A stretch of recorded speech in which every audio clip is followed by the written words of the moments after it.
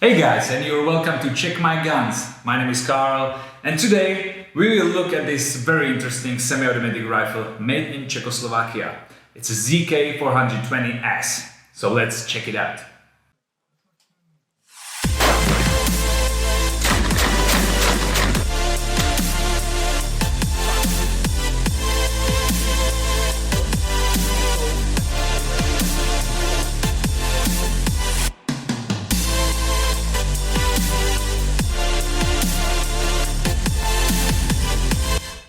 As usual, let's start with the history. So what I have here is a ZK420S. And to speak about this rifle, we have to go a little bit more back and talk about the pre-ancestor ZK420. So what the name stands for. Z is there for Zbrojovka Brno, as Brno Farms company. K means Koutsky, as Koutsky brothers who developed that rifle. And the number 42 means that it was developed in the year 42. The 0 at the very end means that it was the first model developed in the year 1942. So yeah, it was the year 1942, and the whole Czechoslovakia was actually under the control of Nazi Germany. And Nazi Germany at that time didn't really want to develop another semi-automatic rifle. So at that time ZK420 was made only in 2 prototypes, and some technical drawings were made for that kind of rifle, and it didn't get any use. Those 2 prototypes actually got lost during the Second World War or during the liberation, who knows. Now wait a second, these information are not entirely true. There are some prototypes of ZK420, but I'm not sure if they were made during or after the Second World War. For example, this prototype with number 002 is from the year 1945, and it's probably looking very similar to the ones from the year 1942. There is also another prototype of ZK420 with serial number 0006, and this one is looking way more like the ZK420S. There was also another model called ZK425, and the only thing known about this model is that it was supposed to be a cheaper version of ZK420, just made in a more simple way to be easily manufactured.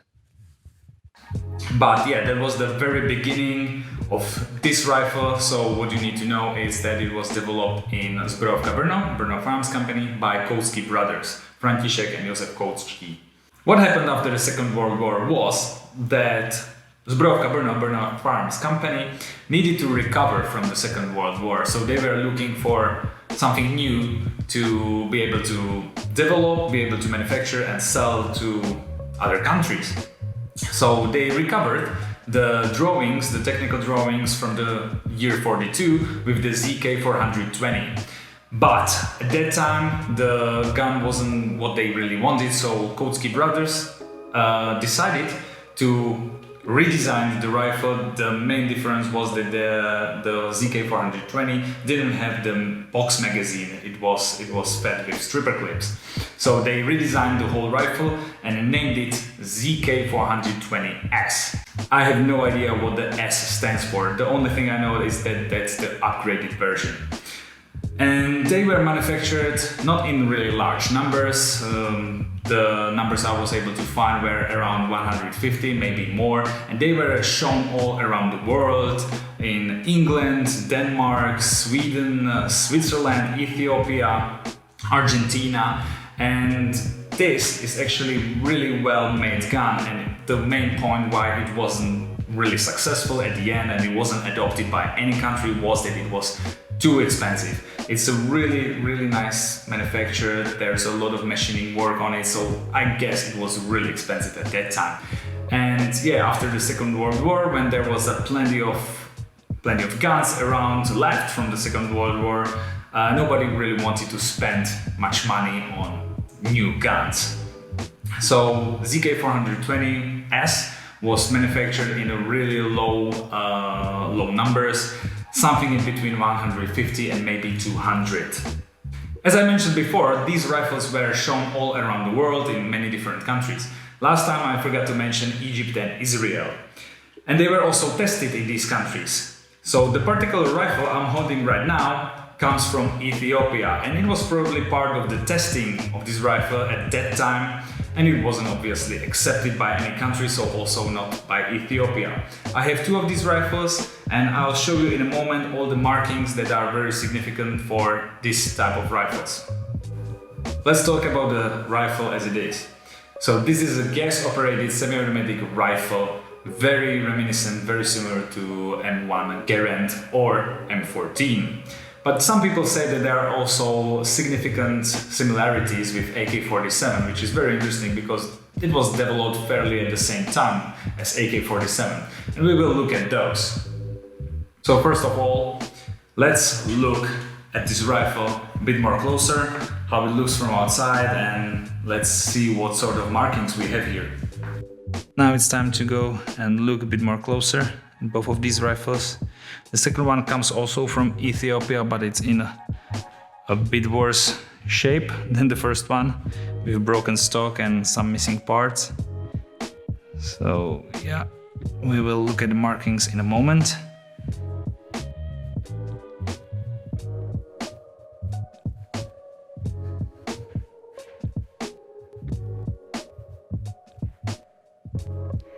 Okay, so let's look at each part a bit more closer. So here we have front iron sights. It's a square post in a rounded hood, like this, and it can be adjusted to the sides by tightening or loosening this screw. I'm not sure right now, but then you can move it into the sides and then just tighten it once again. Here is a bayonet lock, so you can add the bayonet.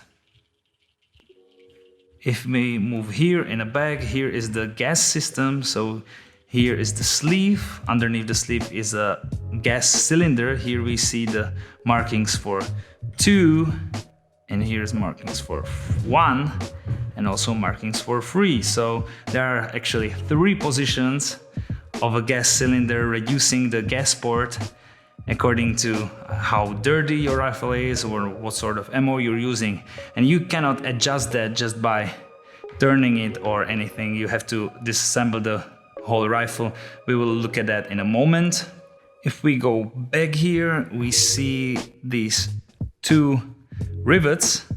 On the top, they're actually holding the upper part of the forend, and that part stays on the rifle at all time, even during the disassembly. We will look at that during the disassembly. Here we have the markings, made in Czechoslovakia, caliber 7.92, which means that it was the caliber 8mm Mauser. Unfortunately, I don't have the box magazine for any of these rifles, so I'm not able to show you how it was inserted, but it was classic, the lock front and rock the back. Here's the mag release, spring-loaded. Here is the safety, trigger guard. The trigger actually is totally copy of M1 Garand. Here's the charging handle, and obviously it's a rotary bolt. This rifle is very, very similar to M1 Garand, and we can probably say that it was highly influenced by M1 Garand at that time. Here we have closed iron sights, the rear iron sights, going up to 1 kilometer in 100-meter increments. Here's some sort of rail, probably to attach the scope if needed. Here is a cut for stripper clips. And if we move here in the back, here's the symbol for Zbrojovka Brno, the Brno Firearms Company, on the top of the receiver, and the serial number 47. Here is some sort of proofing mark, maybe Czech, maybe Ethiopian, not sure about that. On the left side of receiver, here we have the name of the rifle, ZK420S, and Zbrojovka Brno Národní podnik, which is just the name of the Brno Firearms Company, by that time called the National Company. And here is the rest of the receiver with rotary bolt. The most significant thing, how we can tell this rifles comes from Ethiopia, is this emblem inlaid in a stock with a Saint George slaying a dragon, because the Saint George is actually the patron of Ethiopia. So That's very, very distinguished, very special for Ethiopian rifles, firearms, and so on. If we briefly look from the other side, here's the sling swivel in the front, and also here one in the back, just to attach your sling. Other than that, there's nothing different from the other side. If we look at the other one, we have here, unfortunately, it's missing the front iron sights. It's in really rough shape. You can tell that they also needed to, have the bigger gas ports to operate it properly, I guess, because it came with number 3. And here the same markings made in Czechoslovakia, caliber 7.92 millimeters. Again, missing the magazine, missing the extractor. And here's the serial number 38 with the symbol of Bernhoff Arms Company, and the whole stock is completely cracked. It's wasted. So yeah, here we have again the designation ZK420S, Zbrojovka Brno, Národní podnik. An overall shape of this piece is not good, not as good as the previous one, and obviously here's another emblem of Saint George slaying a dragon. So this one comes also from Ethiopia. Let's go and disassemble this rifle. I already punched this captive pin out. I actually had to use this kind of tools to do that. So yeah, you push this captive pin through, and now you can just push the trigger into the front and pop it out of the stock. So yeah, there's still the trigger guard on the stock. Here is the metal cube which keeps the back attached to the stock, and this front nose actually goes under this sleeve in the front when you assemble it back together. I will tell you about this front nose in a little while when we will look at the gas cylinder. So what do we do next? Here we have the receiver with bolt carrier bolt, and here it's already falling apart is the trigger system, trigger assembly, which actually just slides from this cutout, and here are the rails going into this cutout in the back of the receiver. So that's how it's attached there. Here's the trigger assembly. Here's the hammer with 2 catches if I release it. So here's the hook on top, hook on the bottom. This is complete copy of M1 Garand with safety hook here, which actually hooks on this part of the hammer. So if I put it back in and just hook it, now it's unsafe and it cannot be released. So let's unhook it again. Yeah, well, it got unsafe again. Right, like this. On each part you have actually the serial number 47 made with a laser pen or something like that. Not sure if this was there originally or someone just added. Here is the magazine release catch, and that's all there is to the trigger assembly. Let's continue with disassembly. So if I turn it upside down, here is the operating rods connected to the gas piston with recoil spring, and here is the bolt. The operating rod is together with bolt carrier. So what we do is that we release the recoil spring with a guide rod which is only just hooked on this part. So now what we can do, we pull it all the way back, and now we find the right spot to lift it up, the whole operating rod up there, and unhook it from the gas piston. So here is our operating rod with a charging handle all together, and here is the guide lock, which guides the locking mechanism, which is rotating locking mechanism. As I said before, it's very similar to M1 Garand or M14, and I honestly take this rifle as the pre-ancestor of M14 because this just exists earlier than M14, and it has a bolt magazine and same kind of bolt. If you look at the bolt, it looks also very similar to AK-47, but they were developed at the same time, so I guess it's probably just coincidence. I cannot really tell. So yeah, here's the number 47. There should be one also here, not sure. Yeah, here's the extractor, ejector, firing pin, and it's very easy to disassemble it. Just knock this pin out and you can take out the firing pin, and after that the rest of the parts. All right, and we will continue with the gas piston. Over here again, the number 47. This is the locking mechanism, how you connect the uprod with the I did it the other way around. How you connect the uprod with the gas piston like this. It's really amazingly made. You can imagine how tight it must be to work properly.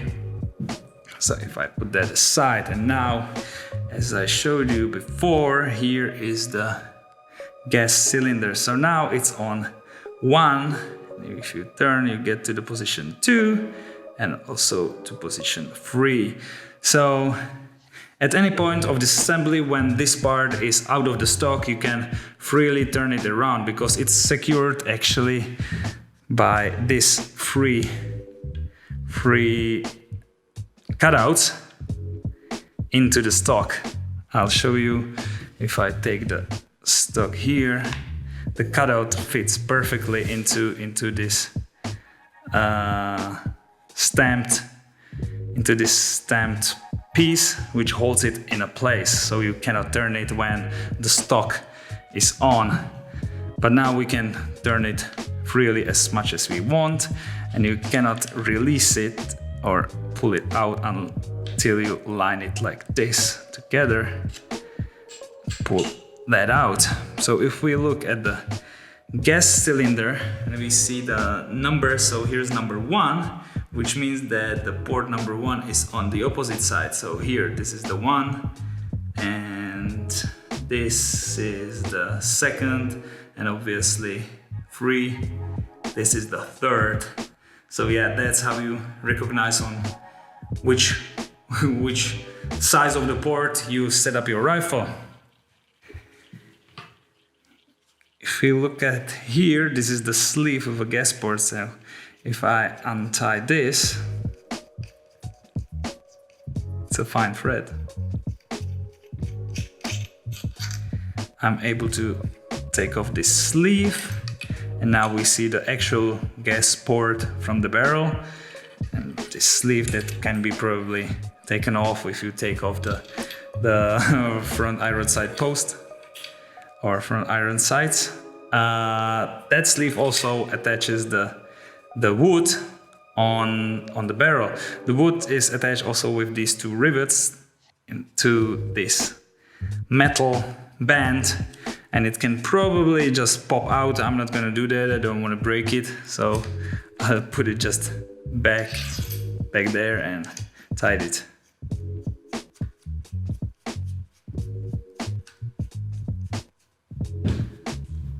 Okay, so let's put it all back together. I would start with this gas cylinder, and you have to actually, when you tighten this nut, you have to align it with this cutout, so you can put the gas cylinder there and also align this metal bump aligned with this cutout, so you can put it there. So if everything is aligned properly, you can easily put it there. And let's put it on number 1. Let's put there the gas piston. With a bolt, I was looking at it, there's interesting marking here on top. It looks like 72 to me. And here's again the number 47. So we'll put that back into the operating rod and also bolt assembly. So yeah, now it's there, and we can attach it to the gas piston, pull it all the way back. Alright, so let's put the recoil spring there with a guide rod this way down. Yep, and finally we slide on the